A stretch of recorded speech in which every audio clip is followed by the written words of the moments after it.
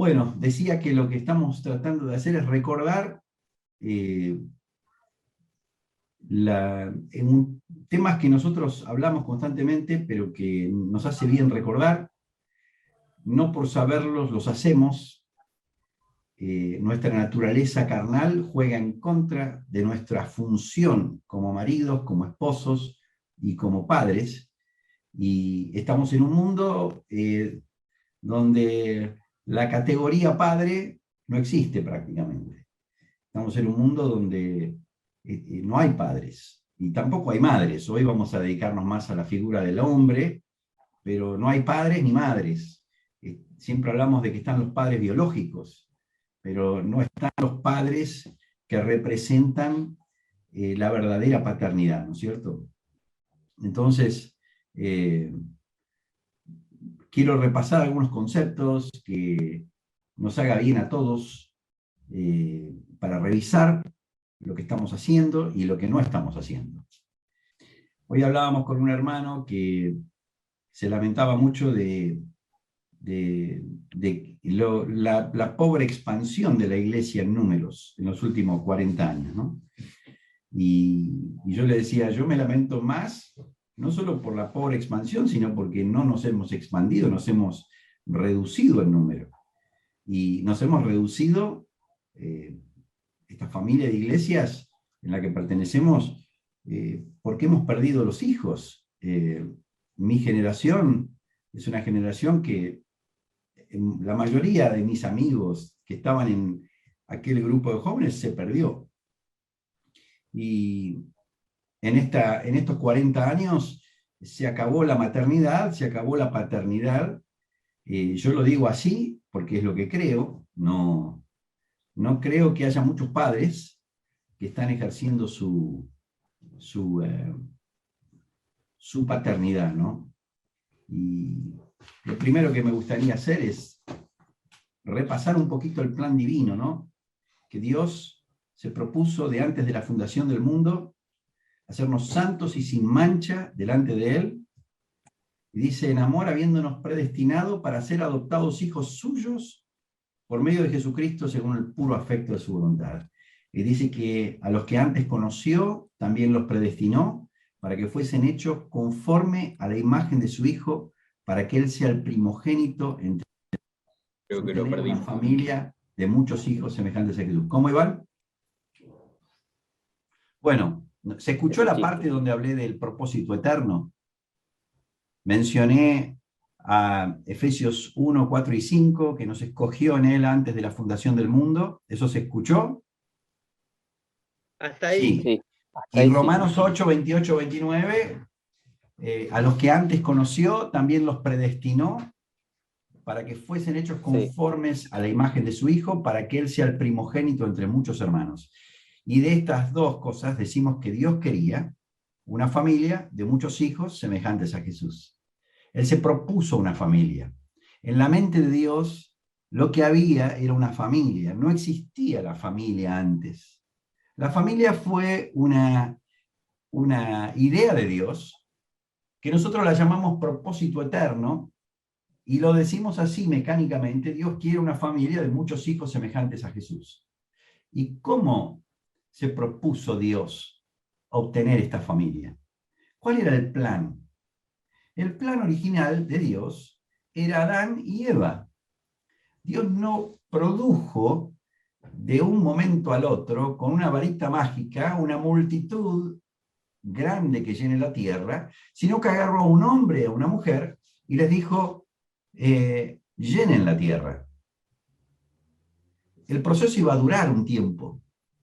Hacía falta tiempo, y es la manera en que Dios quería hacer las cosas. No quería poner una fábrica que produjese seres iguales a Jesús, sino que lo que Él produjo fue a un hombre y a una mujer, y les dijo que sopló en ellos, y les puso su espíritu en ellos, y los hizo conforme a su imagen y semejanza, y los llamó varón y hembra, y dice, y ahí, varón y hembra, y dijo, a imagen de Dios los creó, varón y hembra los creó.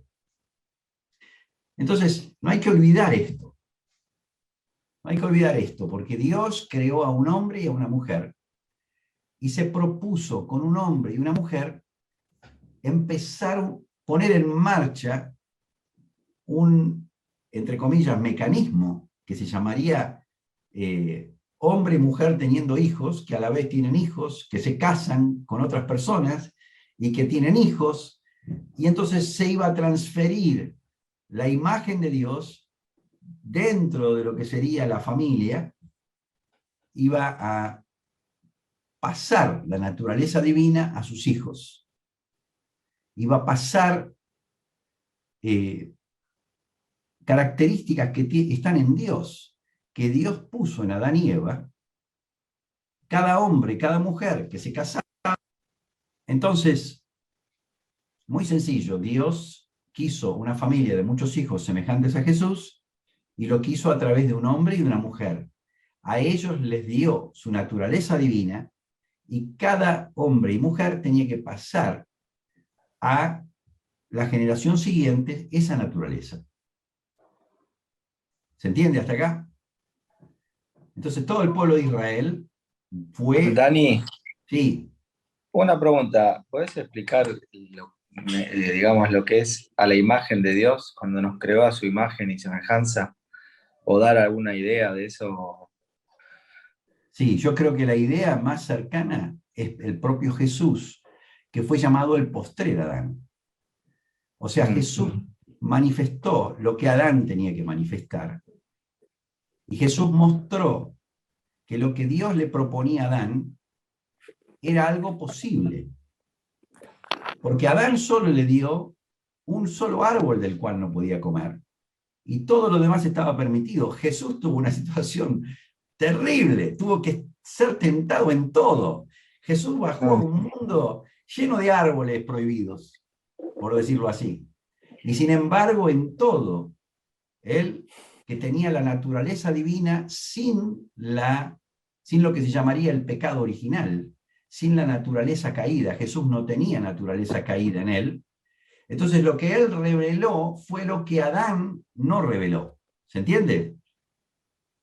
Entonces Jesús es la imagen del Dios invisible, el primogénito de toda la creación. Jesús es el resplandor de la gloria del Padre, la imagen misma de su sustancia, dice la palabra. Entonces, en él, dice Colosenses, habitó corporalmente toda la plenitud de la deidad, ¿no? Entonces, Jesús es la mejor forma de ver lo que Adán tendría que haber sido, que no fue. Y Jesús, que estaba hecho de carne y hueso como Adán, y tenía muchas cosas parecidas, porque Adán fue formado del polvo de la tierra y no tenía una mamá. En el caso de Jesús, Jesús tuvo una mamá que gestó al cuerpo de Jesús, pero no tuvo papá, porque no nació de simiente corruptible, sino que nació de Dios, del Espíritu Santo. Entonces lo que tenemos en Jesús es lo que Adán tendría que haber sido, al punto que es llamado el postrer Adán. Entonces, creo que por ahí pasa, Gustavo, la naturaleza divina. En ese bebé, en ese pesebre, en ese bebito acostado en la paja y rodeado de animales y de un papá y de una mamá, ahí se manifestó el Creador, se puso la estrella arriba que guiaba a los Reyes Magos, vinieron los animales, los pastores, y nació el Rey de Reyes, nació el Señor de Señores, y nos mostró en él hasta su muerte, algo que Adán nunca tuvo que hacer. Adán nunca tuvo que morir por nadie. Adán, la verdad que al lado de Jesús se queda chiquito porque no logró ni siquiera dejar de comer de un árbol, ¿no? Pero él nos mostró, y ahora vamos a llegar a eso, cómo Jesús terminó manifestando lo que Adán no pudo manifestar. El plan divino original era, a través de un hombre y una mujer, poner en marcha, entre comillas, un sistema. En realidad la humanidad puso en marcha, que tenía la naturaleza divina y que iba a pasar esa naturaleza de generación en generación. Esto es lo mismo que quiso con Noé. Cuando el hombre se degradó y Dios destruye a toda la tierra y destruye a todo ser viviente, todo ser que estaba en la tierra, empieza de vuelta con Adán, y lo que ve en Adán, Dios bendijo a Noé y a sus hijos con estas palabras, dice Génesis 9:1. Tengan muchos hijos y llenen la tierra. ¿A quién les hace recordar? Al propio Adán. Estaba intentando lo mismo. No cambió el sistema. Probó con un nuevo hombre que le parecía a Dios que iba a funcionar. Y sabemos muy bien que no duró mucho Noé. No sé cuánto tiempo duró, pero la verdad es que al poco tiempo se degradó su propia familia. Lo mismo pasa con Abraham. En Génesis 18:9 dice Dios: yo sé que mandará a sus hijos y a su casa después de sí que guarden el camino de Jehová. Es decir, esperaba que Abraham fuera un hombre justo, que manifestara en sus hijos la gloria de Dios y les enseñara el camino de Jehová. Bueno, ustedes saben bien que esto no pasó. Saben muy bien que sigue intentando muchos años después. Está el caso de Elí, donde dice en 1 Samuel 2:12 que los hijos de Elí eran hombres impíos y no tenían conocimiento de Jehová. Es decir, Elí no era un buen padre. Sabemos cómo termina Elí, que se cae para atrás. Los hijos mancharon el nombre de Dios. Y ya cuando era chiquito Samuel, que lo habían traído a la casa de Elí, al templo, Dios le dice a Samuel lo que va a pasar con Elí y con sus hijos, porque él no estorbó a sus hijos. O sea, fíjense cómo el punto de Dios es siempre qué hacemos con la generación que sigue. Entonces, viene Samuel, vos decís, bueno, aprendió la lección. No, Samuel no aprendió la lección. Dice 1 Samuel 8, del 1 al 5. Aconteció que habiendo Samuel envejecido, puso a sus hijos por jueces sobre Israel, pero no anduvieron los hijos por el camino de su padre.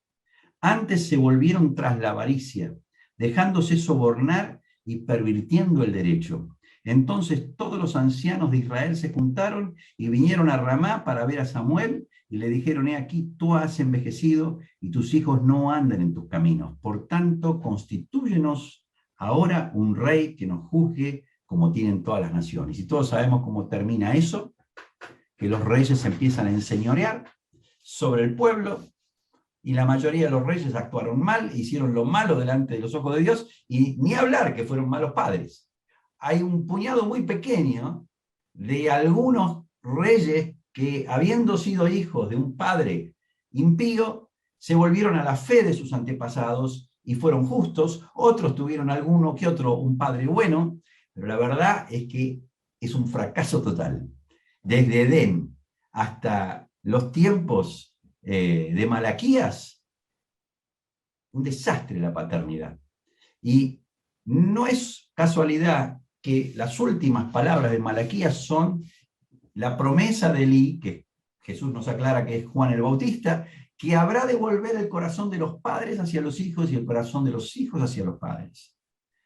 Entonces, vienen 400 años de silencio, y viene Juan el Bautista y empieza a predicar el camino del Señor, y viene Jesús y empieza a vivir en su casa con sus padres. Siempre es destacable que Jesús vivió 30 años en la casa de sus padres. Parece un tiempo perdido, parece como que se podría haber empleado ese tiempo mejor con la gracia que había en él, pero es como que él quiso pasar por el plan del Padre en un hogar y vivir en carne propia lo que significaba ser hijo de una familia, lo que significaba ser hermano de hermanos que tenía. Y no era una casa que andaba muy bien, porque tenemos muy grandes indicios de que Jesús tenía hermanos que no creían en él y que sus propios padres no entendían lo que estaba pasando. Ahora, acá Jesús no se casa. Jesús decide escoger a 12 hombres y les revela la voluntad del Padre. Y acá nace la iglesia. Al nacer la iglesia, nacen los ministerios. Nace el ministerio apostólico en los 12, y ese ministerio apostólico se difunde por todo el mundo. Viene el Pentecostés, el Espíritu Santo llena a todos, pero es interesante que Jesús, entre las cosas que les dice a los discípulos, es que Él vino a revelar al Padre. Él vino a restablecer el camino al Padre. Él vino a callarse, a no usar sus palabras, ni a hacer sus obras, sino las obras de ¿quién? Las obras del Padre. En otras palabras, Él vino a revelar al Padre. Él vino a decir a sus discípulos: ¿cómo? Hace tanto tiempo que estoy entre ustedes y no se dan cuenta que el que vio a mí, vio al Padre. Entonces, Jesús es nuestro modelo de paternidad. A Dios nadie lo vio jamás. Pero el unigénito Hijo que está en el seno del Padre, Él le ha dado a conocer. Jesús vino a revelar al Padre. Y esto es lo que necesitamos oír nosotros. Si nosotros no podemos reconocer al Padre en Jesús. Y de casualidad, cuando es anunciado Jesús, dice que su nombre va a ser Padre Eterno, Dios fuerte, Príncipe de paz. ¿Cómo va a ser esos nombres? Porque no solo porque Él es parte de la Trinidad, no solo porque Él está en el Padre y el Padre está en Él, sino porque a la vez vino a revelar al Padre. Y el que vio a Jesús ve al Padre. Entonces, cuando vemos a Jesús y vemos su ministerio con sus discípulos, también estamos viendo el ministerio que nosotros tenemos como Padre. Jesús le dice al Padre, cuando ya está a punto de ascender a los cielos: a estos que me diste, yo los guardé. La gloria que vos me diste a mí, yo les di a ellos. Está reportándose al Padre y está dando la tarea que Él, como hijo del Padre, tuvo que hacer en sus hijos espirituales. Y si Él es la revelación del Padre, y su discipulado de los 12 significó revelar al Padre y manifestar las obras del Padre, lo que tenemos en Jesús es el modelo de paternidad. A veces nos quedamos con el modelo de obra de Jesús. Nos quedamos con el modelo de trabajo de Jesús, que era por las calles, que andaba entre las multitudes. Y está bien que tenemos que copiar eso. Pero tenemos que copiar sobre todo la esencia, despojarnos de nuestras propias palabras, despojarnos de nuestras propias obras, porque si Él se despojó siendo el creador del universo, ¿y entonces qué esperamos de nosotros para despojarnos? Entonces las preguntas que nos tenemos que hacer es: ¿entendimos el mensaje de Jesús? Porque si no podemos ser padres con nuestros hijos, de ninguna manera podemos ser padres de nuestros discípulos. La paternidad lo es todo. Si vamos al caso, los propios apóstoles que estaban discipulando a otros hombres y que estaban ayudando en la formación, en el nacimiento y en la formación de ministerios dentro de las iglesias que ellos plantaban, ellos se referían a sus discípulos como hijitos. El lenguaje que usan los apóstoles para referirse a aquellos que ellos están cuidando es hijitos. Ellos son padres, de la misma manera en que Jesús fue padre de sus discípulos. Es decir, la paternidad no es solo una cuestión que tiene que ver con la familia, con el hogar cristiano. La paternidad es algo que permea toda área de la iglesia. Y no nos alcanza con simplemente tener sermones, con tener reuniones. Lo que nos está faltando a nosotros es tener padres. Y nos está faltando a nosotros ser padres. Padres que cuidamos, que así como nosotros nos relacionamos con Jesús, nos relacionamos con el Padre. y vivimos en el Espíritu, eso es visible por aquellos que están cerca nuestro. Amén. Entonces, yo me anoté acá algunas cosas que son la antipaternidad de Dios, ¿no? La primera que me anoté es: no podemos revelar al Padre si nosotros en casa somos indiferentes, si nosotros no abrimos la boca, si nosotros no hablamos, si nosotros no nutrimos a los que están alrededor nuestro. Y ahí siempre hablamos de la necesidad de animar, de corregir, de consolar. Estas tres cosas tienen que estar en nuestros labios siempre. Así que la indiferencia es el primer, diría yo, receta de fracaso.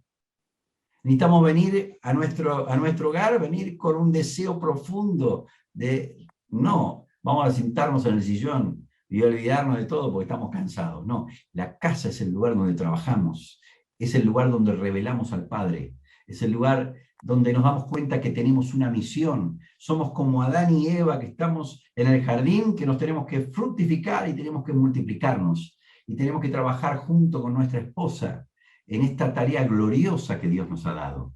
Esto implica orar juntos, esto implica conversar, esto implica ser compañeros con nuestra esposa para ganar a nuestros hijos, para revelar al Padre juntos, para que tanto ella como nosotros estemos no mirando para otro lado, sino viendo lo que está pasando y trayendo una receta constante según lo que estamos viendo y pidiéndole a Dios sabiduría y abstenernos de nuestras palabras para hablar las palabras que Dios nos da. Amén. Abstenernos de nuestras obras, no a la indiferencia, no a mirar para otro lado. Siempre digo que la casa tenemos que mirarla como una huerta, como un jardín. Si el jardín no está lindo, si no hay césped y no hay flores, si no hay árboles plantados, es que nosotros no los plantamos. Si no nos gusta el estado de nuestro hogar, en vez de mirar para otro lado, tenemos que pensar, bueno, estamos mirando el fruto de nuestras propias acciones. Estamos mirando el fruto de nuestros propios actos. Y quizás estamos mirando el fruto de nuestro propio desdén y de nuestra propia indiferencia. Amén. Entonces, no a la indiferencia. Tener una mente activa, comunicativa.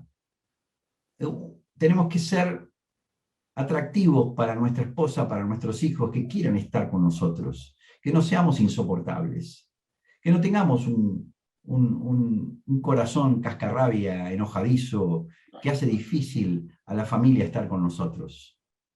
Entonces, cuidado con la indiferencia. La segunda cosa que puse acá es: sin palabras no se edifica nada. Es verdad que hace falta ejemplo, pero el ejemplo es insuficiente. Jesús no solo dio su ejemplo. Podemos decir que Él era el ejemplo perfecto, pero si no hubiéramos tenido sus palabras, su ejemplo era imposible. De hecho, Jesús dice: ahora ustedes están limpios, no por el ejemplo, sino por las palabras que yo les he hablado. Y Pedro dice: tus palabras son palabras de vida eterna.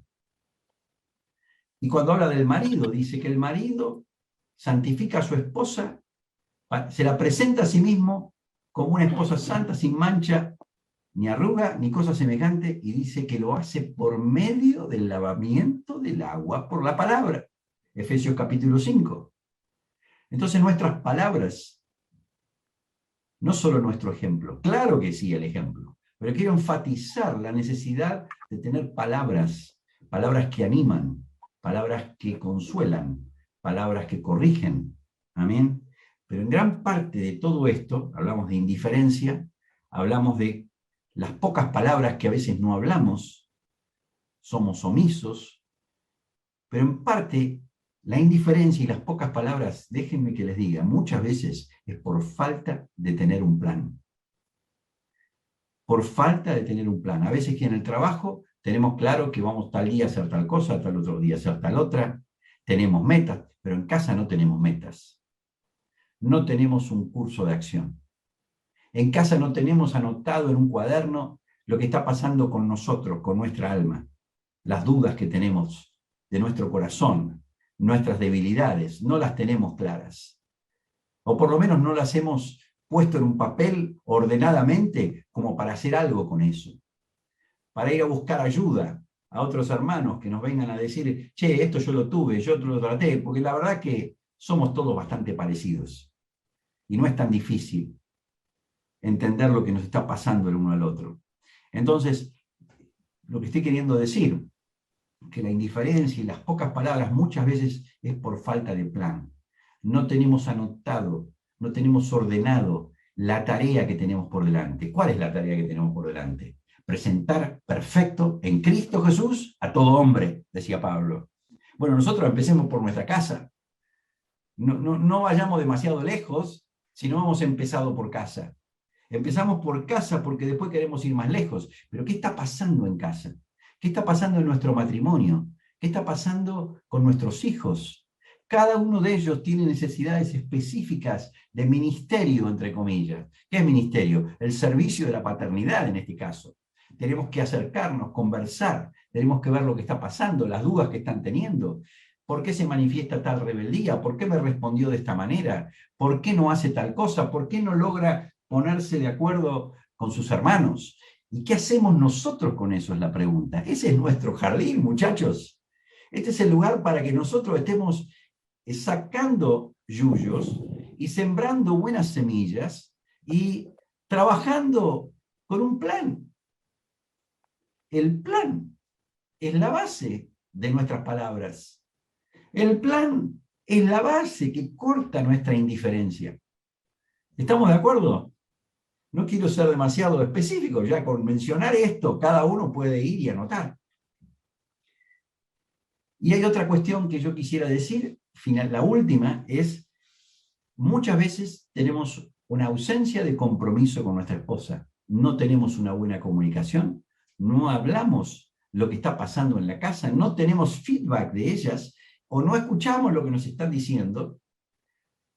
Ignoramos lo que está pasando en la casa, en parte porque no estamos todo el día en casa nosotros, y está nuestra esposa y necesitamos un compañerismo verdadero con nuestra esposa para que este plan de acción no sea un plan de acción independiente de papá, sino que sea un plan conjunto, trabajar en conjunto con nuestra esposa. A veces nuestro matrimonio no funciona bien porque vamos separándonos. Cada uno está viviendo una realidad distinta y no tenemos un plan conjunto. Amados, eso es un error. Tenemos que conversar, tenemos que trabajar juntos, tenemos que pasar tiempo con nuestra esposa. No sé cómo, pero tenemos que reparar. Si nuestro matrimonio no anda bien, nada va a andar bien, porque el matrimonio es el pilar sobre el cual se va a parar la obra de Dios. No solo en la vida de nuestros hijos, sino también en la vida de aquellos que Dios ponga a nuestro cuidado. No vamos a ser mejores padres que esposos. Y no vamos a poder ser mejores discipuladores que padres y esposos. Es una desgracia que haya mejores discipuladores que esposos y padres. Eso tiene patas cortas, no resuelve el problema. El mundo está necesitando ver en nosotros un modelo de paternidad y un modelo de esposos. Entonces, me gustaría cerrar ahí estas 4 cosas. Indiferencia, cuidado. Cuidado con la ausencia de palabras, cuidado con la ausencia de plan y cuidado con la falta de un compañerismo verdadero con nuestra esposa. ¿Amén? ¿Sencillo? Nuestra comunión necesita tener claro estos objetivos. Si nosotros fallamos acá, fallamos en todo. O sea, yo empecé diciendo que un hermano se quejaba hoy de lo poco que ha crecido la iglesia y cómo se ha mantenido el número en los últimos 30, 40 años. Y yo le decía, yo estoy más preocupado que eso, porque yo veo que el número decrece y decrece porque hemos perdido a nuestros propios hijos. Decrece porque nuestros hijos no han visto en nosotros la gloria del Padre. Decrece porque nuestro discurso es muy bueno para las plazas, es muy bueno para las reuniones, pero no es bueno para que nuestra esposa quiera estar con nosotros, para que nuestros hijos quieran seguir nuestro camino. Necesitamos mejorar lo que estamos haciendo y necesitamos corregir un error que hemos cometido en años anteriores, que es pensar que podemos ser buenos afuera si no somos buenos adentro. Amén. Entonces, esta es una palabra de ánimo para todos, simplemente para que cada uno de nosotros se revise, es darnos instrumentos y también darnos elementos para hablar el uno con el otro, ¿viste? Cada uno de nosotros tiene sus relacionamientos, tiene sus amistades. Sería bueno que podamos volcar estas cosas en el día a día nuestro de iglesia, porque discipular a alguien no es hacerle conocer teología. Discipular a alguien es ayudarlo en estas áreas. Inclusive a pagar cuentas, es inclusive ayudarlo a ser humilde, manso, a ser compañero de su esposa, a ser padre de sus hijos, porque Dios sigue buscando a un Adán. Sigue buscando a un hombre y una mujer que quieran cuidar la imagen que Él les confirió y que quieran sacarse de encima sus palabras y sus obras para hacer las obras del Padre.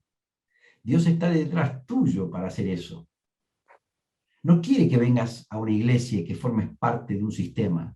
Lo que quiere es que nosotros, cada uno de nosotros, con la ayuda del Espíritu Santo, algo que hemos visto todo este tiempo estudiando acerca del Espíritu Santo, lo que quiere es que cada uno de nosotros se vacíe de sí mismo y hable las palabras del Padre, manifieste al Padre. Jesús dijo: Felipe, hace tanto que yo estuve entre ustedes y no te das cuenta que el que me vio a mí vio al Padre. Bueno, ¿y qué de nosotros? Yo sé que no va a ser posible que digamos esto.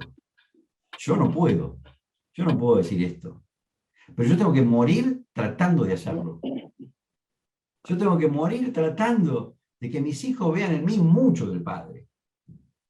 Y tengo que trabajar con el Espíritu Santo, tengo que dejar que el Espíritu Santo me hable, estar en constante comunión con Él, para que nuestra vida no sea una farsa, para que nuestra religiosidad no sea un paquete de conocimientos, sino que sea algo que nos hace reflejar algo del Padre, algo de la humildad que Cristo reflejó, de la mansedumbre. Bueno, chicos, esto es así. Estas cosas no nos van a venir a enseñar muchos, estos no son temas que se hablan, y nos tenemos que animar el uno al otro, porque cada uno de nosotros, a mí me está empezando a entrar una etapa nueva. Con Silvia estamos hablando como nunca de qué lugar tenemos en la generación que viene, y yo creo que es algo que tenemos que aprender. No sabemos cómo ser suegros, cómo ser abuelos, y nosotros en eso también queremos poder no hacer monería, queremos hacer lo que Dios quiere, ¿no? Y bueno, tenemos que aprender cada uno de nosotros a ver en qué etapa está, ponerse de acuerdo con la esposa, trabajar juntos para ir llenando los baches, para ir enderezando lo torcido, para tener un plan nos ayuda en mucho en la casa, ¿no? Y a veces la ausencia de plan es lo que nos mata, porque no tenemos a dónde ir, entonces no sabemos qué decir. Estamos en stand-by, ¿no? Bueno, chicos, era eso nada más, concientizarlos, y me parece que sería bueno que cada uno de nosotros hable con el hermano con el cual tiene confianza y se ayuda mutuamente, para poder trabajar juntos mancomunadamente en poner a Cristo primero en el hogar, y que el hogar no sea fruto de un poco de lo que todos viven, sino que busquemos al Padre, busquemos al Señor, ¿no? Siempre a mí me parece que tenemos que ir al Salmo 23, que es un resumen de lo que Jesús hizo con sus discípulos, pero es un resumen del corazón del Padre. Jehová es mi pastor. Dani es mi pastor, tiene que decir Silvia, nada me faltará. En lugares de delicados pastos me va a hacer descansar. Nuestros hijos tienen que decir así, confortará mi alma, me guiará por sendas de justicia, por amor de su nombre. Aunque ande en valle de sombra y de muerte, no temeré el mal alguno, porque Él estará conmigo. Esto es lo que nosotros tenemos que hacer. ¿Cuáles son los pastos que están comiendo en tu casa? ¿Cuáles son las sendas de justicia por las cuales están andando? Y esto no es un tema de otros, es un tema de cada uno de nosotros. Lo que no hacemos nosotros no lo va a hacer nadie. No lo va a hacer nadie. No podemos tercerizar eso. ¿Amén? Amén. A afinar el sacerdocio. Uh-huh. Bueno, chicos, la idea era una charla corta y no estirarla más, salvo que alguno quiera que se estire, no tenemos problema, pero la idea era tener un pequeño shock ahí de concientización.